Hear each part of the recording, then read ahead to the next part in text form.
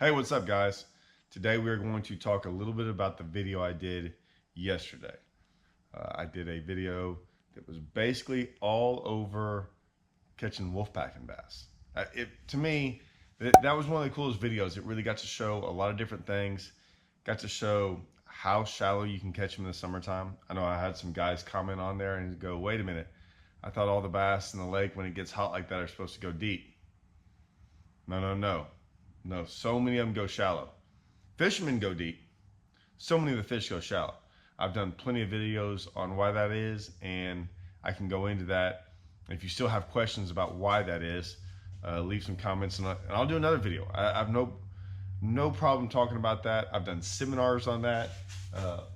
When I went to this God and the Great Outdoors, that was basically my entire seminar, was talking about fish going shallow, why they go shallow in the summertime, and dirt shallow, and giants. And usually when they do go shallow, they wolf pack. Now, we're gonna get into a little bit about that video, about what I was throwing, why I was throwing certain things. I'm even gonna go into the fact that I did catch a couple out deep. I'm gonna go kind of talk, because I really want to talk about a little bit about what I was throwing out deep to catch those fish. And I've even gotten away from throwing this one thing, just because, yeah, when you're given 50,000 options to throw out there, sometimes it's hard. Sometimes it's hard to realize not realize what you're supposed to throw, but you can only throw one thing.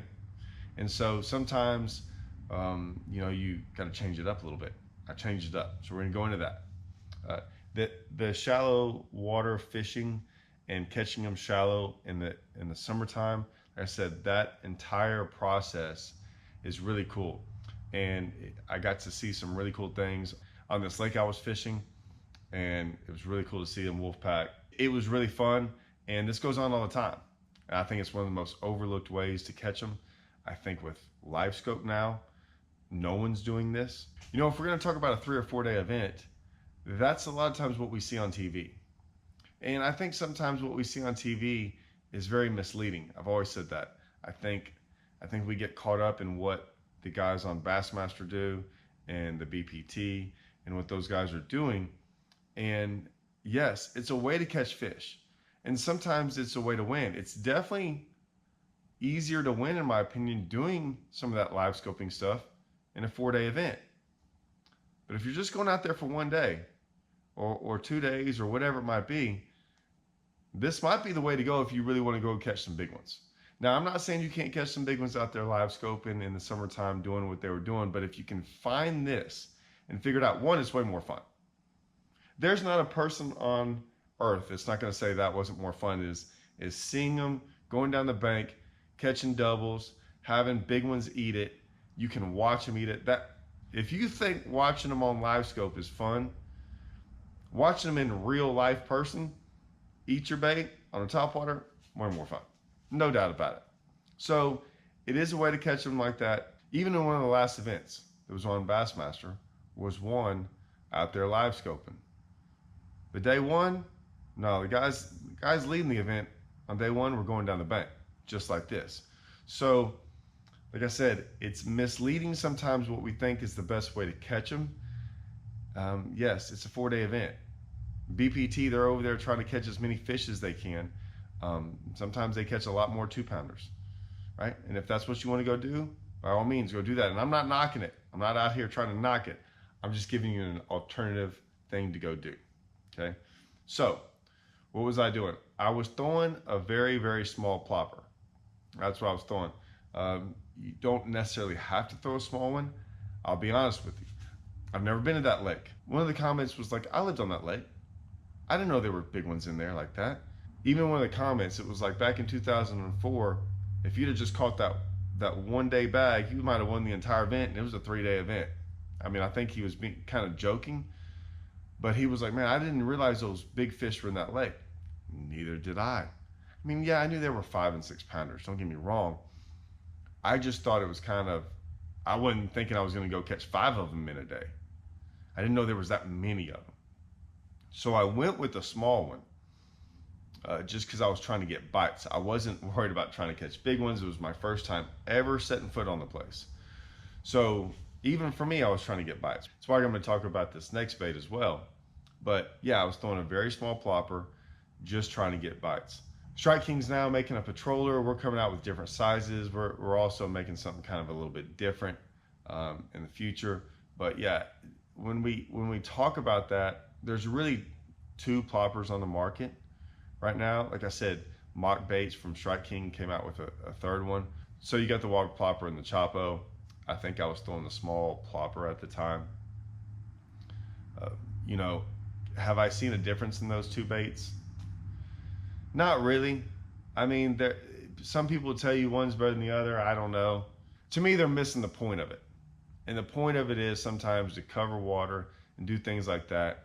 It seemed like if I just threw by one was going to eat it. I never threw by one and one not ate it. Usually that's a fish that's aggressive, wanting to eat. And basically, I'm not saying I could have thrown another topwater. I'm just saying I'll get into the fact of why I think those style baits are better than other topwaters like a Sexy Dog and things, and vice versa. I need to have another video on that. We're not going to get into that right now. But yeah, I was throwing that. Rods, listen, I swear I've thrown those type of baits on like 10 different rods. Here's my suggestion on all that is I like a rod at least 7'3", no more than about 7'6". Depending on what size of bait you're going to throw, because they make 3 to 4 sizes. Actually, they make 5 because I'll throw the big giant one. That one's a whole different story. That one's big rod. That's like you use your flipping stick. But that's more or less just because you have to cast it so big, like the big plopper. Like the musky size one. I throw that too. So if you're gonna throw just kind of that other range, the 190, the 110, all that 3 inches, 6-inch bait, 5-inch bait, I like a 7.6. I like a 7.6 like medium heavy. Okay, 7.3 to 7.6 medium heavy. The smaller one you can get away with probably the 7.3, and basically you're throwing it on braid 100% of the time. Now, what braids you want to throw it on? I've thrown it on 60. I've thrown it on 50. I've thrown it on 30. I'm probably going to stick to more of that 50-pound braid. I like 50. I don't really like the 30-pound braid that much for that. There's no reason to. I mean, if you can get away with 50, throw 50. 50 is very small. You can cast it a mile. There's absolutely zero reason you shouldn't ever throw 50. You're not setting the hook like you do a frog. Now, don't get me wrong. I'm laying into them. But if you notice, a lot of times, I'm just barely pulling on them. Shoot, they were hitting it sometimes so close to the boat, I don't have to do much. I'm hooking them great. It's got treble hooks on there. Now, I'm beefing up the treble hooks for sure. I put 2X treble hooks on there, Zo-wire hooks if I can. And the hooks that come on them are pretty good. But yeah, I'm going to beef up the hooks because I've seen them bend. And so 2X hooks, owner Zo-wires are usually really good. And I just match the hook size. But for the most part, I'm not babying them. And I want to hook them really good. But it's a pretty good consensus that we all use braid. And we all put really big hooks on there. And it's one of those, it's different than those other topwaters. So that's kind of my setup. I'll mention some rods in the description that I like. Okay, so if you go to my description and go check out like the baits I've talked about in this video, there's links to them to Tackle Warehouse. You can check that stuff out. I'll have all this stuff on there. I think you can throw any reel, 7-1 to reel, 8-3 to 1, things like that. Basic stuff, really. Custom Pro, doesn't matter. Shoot, you can throw the new Custom Pro. It doesn't matter. Like I said, I think the reel doesn't matter as much. The rod is one of the few times, and y'all know me, I'm very specific about rods. This is one of the few times I think you can throw multiple rods. You just want the rod to have a really, really good bend in it, not the tip, in the middle. Okay, I used to throw a lot of old Carolina rig rods, 7.6 Carolina rig rods. They have a fast tip, but they bend more in the middle, right? Because you're wanting to load them up. When I say load them up, you want that rod to load in the middle, not at the tip. That's the kind of rod I like. So medium heavies, there's a lot of heavies out there, and it's bad because rods, when they make those rods and they put that word medium heavy or heavy or whatever, it's so up and down. You can get all kinds of different rods. So sometimes you can find a 7.6 heavy rod that to me is not heavy. I'll get into that here in a second in these rods. But yeah, what I consider heavy, they're not heavy. So they might work good as well. You just want that rod that bends in the middle. That's what I threw shallow. I mean, I never switched all day long. That was it. Had some guys ask about deep, but I was throwing deep. When I get into this deep thing, man, there's 5,000 things to throw deep as well, right? At the time, one of my go-to baits is a Carolina rig. I was throwing a Carolina rig before this. Before you saw me catch that big one, I was throwing Carolina rig, I was throwing a worm, and I was getting bites. And I was missing some of them. They didn't feel big, all kinds of stuff. I downsized to try to catch some of those. Like I said, I was pre-fishing for a tournament. So I was out there to get bites. And I was out there to try to figure out how to generate keepers and things like that. So it was making me mad that I couldn't catch these fish, or I was catching some, but I was missing a lot too. And I was like, man, I'm just going to downsize. And I downsized to this one bait. Now, it's funny that I can give you all the best advice in the world, and even sometimes I don't take my own advice. I do it because our minds think this way. Our minds sit there and think, okay, I'm getting a lot of bites. I think they're small. I was throwing a game hog. It wasn't like it was big, but I'm gonna downsize. I'm gonna downsize. That's what we all do. It's the common thing we all do. It's not always right, but it just burned in our head. It just makes sense to us, right? If I'm throwing something big and I'm not getting the bites, throw something smaller, I'll get the bites. At the time, I had been stuck on this one rig. I'll be honest, I don't throw it that much anymore. I don't know why. I promise you I will be throwing. I promise it will you will see it come back because of me making this video, and it just makes me remember about some things. At the time, Strike King has this football head jig. It's basically like a shaky head, right? I mean, for the most part, and what I mean by that is it's almost like a ball head. They make this one little bait, and I love this thing. When I was on tour, this was rigged up all the time. I was going to all these different lakes. And so what I realized is how I fish back home sometimes is not how I fished on the tour. I was always trying to figure out how to get bites. I started realizing there were certain baits that I needed to have tied on no matter what lake I went to. This was one, okay? It's their Fat Baby Finesse. It's basically a little finesse worm, but it's just fat and it's short and it's stocky. And what I would do, I would just Texas rig it on there. I mean, it was just stupid, simple, just like that. And I kind of made it go. If it's not straight, you can tell it's really not that straight. When I did it, when I drug it along, it would kind of come up like that. And so I kind of wanted it like that. I got a lot of bites like that. Just a stupid, simple little rig. What I liked about it is they're a little bit heavier than a shaky head. I can throw it on a bait caster reel. I can throw it out there really, really deep, and I can throw it shallow. Like I said, I wasn't trying to slow down. So a lot of times with shaky heads, they're so light you have to slow down with them.